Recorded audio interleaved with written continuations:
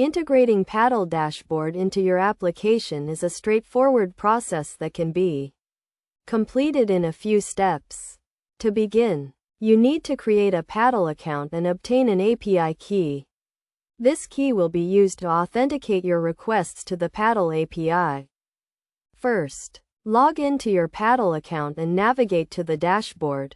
Click on the settings icon and select API from the drop-down menu. Here, you will find your API key, which you should copy and save securely. Next, you need to install the Paddle library for your programming language of choice. For example, if you are using Python, you can install the Paddle library using pip.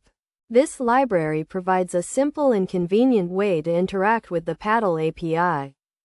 After installing the library, you can start making API requests to Paddle. To do this, you need to import the library and initialize it with your API key. This will authenticate your requests and allow you to access Paddle's features. One of the key concepts to understand when integrating Paddle is the idea of webhooks.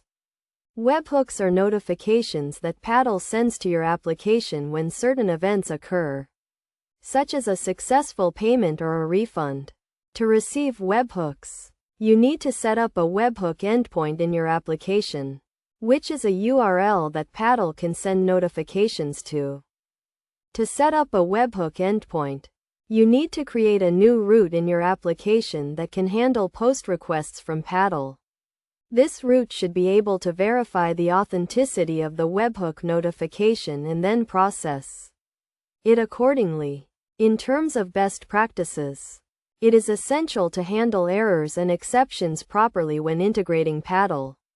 This includes catching and logging any exceptions that occur during API requests, as well as handling cases where the API request times out or returns an error.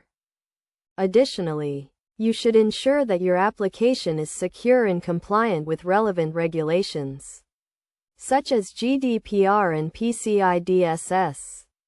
This includes encrypting sensitive data, such as credit card numbers, and implementing proper access controls to prevent unauthorized access to your application.